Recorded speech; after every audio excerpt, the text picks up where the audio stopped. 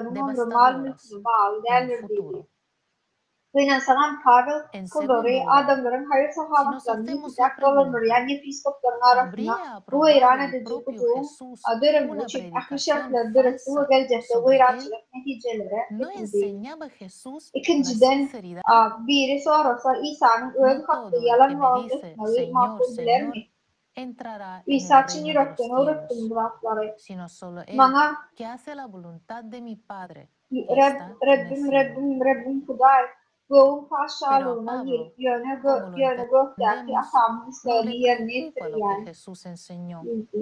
Le Dua preocupa edenizde ampliar su sinagoglarda ve propia esfera de kaçırmışlarını influencia. söyleyen Hoy, la Boşlarını söyleyen estrategia ikililer misionera de yağlı olma. Pablo se llama Adamlara la götürmek práctica için de dua plantar etmeli. Desedin iglesias. Y hakikaten es ayyan. interesante que Sıylanları muchas yan alyan denominaciones del yönü. Sen cristianismo, dua edenizde especialmente las otoğunu denominaciones verip kapıyını yapıp protestantes, hayan atağına dua adoptado esta etti. estrategia de Pablo como Emma Pavel base de düşünçünü su bir labor aile İsa'nın misionera. uğradığını Y bilen el gruplarını yardı. propósito de este Tesir enfoque zorluğunu es dinletmek simple var da y aladı claro. ediyardı. El Ayrıca vakti crecimiento Pavel'ın de la iglesia misyonerlik como organización stratejisine y el yığınak aumento durmak de değiller. su rebaño. Hristiyan dinlerinin kapısının esasen Los Hristiyan seguidores de dinlerinin esta Pavel'ın bu práctica de difusión stratejisinin de la misyonerlik religión işlerinin esas señalan que la kısmını kabul reproducción etmelerini es kırıklar. tan Bu fundamental para çeşmenin la maksadı iglesia yönetü ve como lo es düşündüğü para los Roma'nın organismos biológicos. Una Romatoloğunun iglesia ısmı sana no solo crece Kırısının internamente, kapılmağıdır. se expande Dini en yaratmanın tamaño bu e influencia tercümesini social como los ilerleyenler hongos.